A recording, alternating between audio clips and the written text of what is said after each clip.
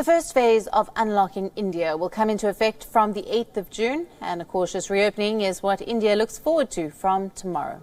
The first phase will allow religious places, hotels, restaurants and shopping malls to reopen. And for a careful reopening, the centre has issued standard operating procedures for the places being reopened. Now, according to the SOPs for religious places, entrances will be required to have mandatory hand hygiene like sanitizer dispensers and thermal screening provisions.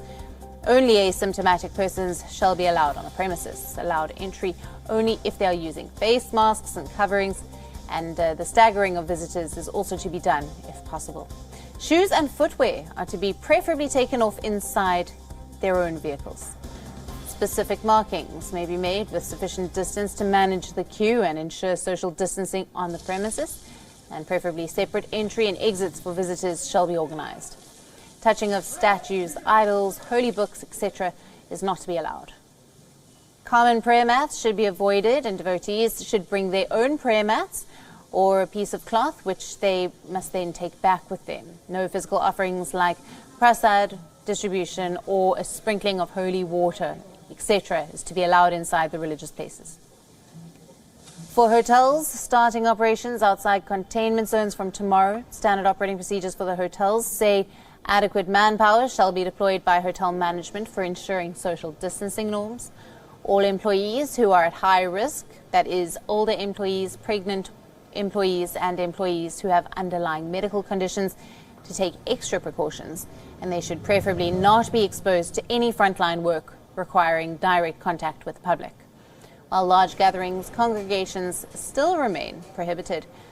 A proper disinfection of steering, door handles, keys, etc. of all vehicles should be taken up, and separate entry and exits for guests, staff and goods supplies shall be organised.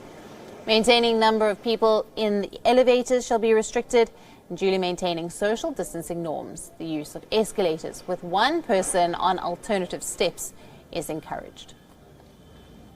Preparing to reopen tomorrow, restaurants have redesigned their spaces and reduced their capacities by 30 to 50%.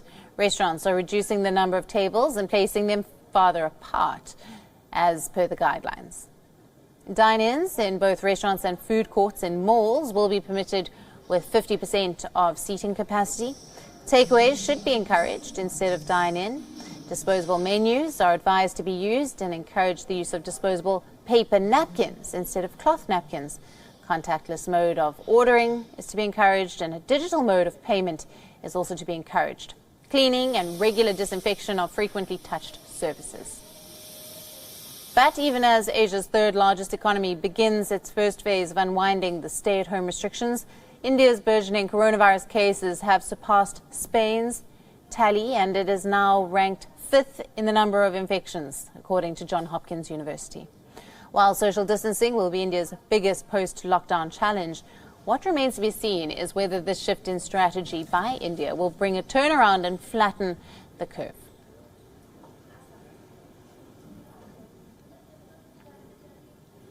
The coronavirus cases in India are skyrocketing, putting it among the world's most worrisome pandemic zones in recent weeks. Currently, the doubling rate of infections in the national capital is 15 days. Given the current trend, Delhi is likely to see a threefold increase in the number of coronavirus cases by the end of this month. With over 26,000 cases of COVID-19, New Delhi is likely to breach the 1 lakh mark by the end of June. The Indian health sector has long been overstretched, with only 0.5 hospital beds per 1,000 people, as per the data. Currently, the national capital has more than 8,600 beds for the treatment of COVID-19 patients, almost 49% already occupied. As a result, the Delhi government will be arranging 15,000 additional beds to accommodate corona patients. Delhi सरकार में 10,000 bed हैं, केंद्र सरकार में भी 10,000 bed हैं। तो एक तरफ कल से हम बॉर्डर्स खोल देते हैं। बॉर्डर्स को खोलने के बाद दिल्ली सरकार के जो 10,000 दिल्ली सरकार के जो अस्पताल हैं, वो अस्पताल केवल दिल्ली के लोगों के लिए रिजर्व होने चाहिए। केंद्र सरकार के जो अस्पताल हैं उसमें भी 10,000 बेड्स हैं, वहां पे कोई भी देश भर से आके अपना इलाज करा सके। उसके ऊपर दिल्ली सरकार कोई आदेश नहीं पारित कर रही, उसके ऊपर कोई, तो जो जैसे आज व्यवस्था है कि केंद्र सरकार के अस्पतालों में कोई भी जाके इलाज कराता है, केंद्र सरकार के अस्पताल सबके लिए खुले रहेंगे। Worried for its economy, India has loosened tough restrictions, but the infection numbers are climbing fast.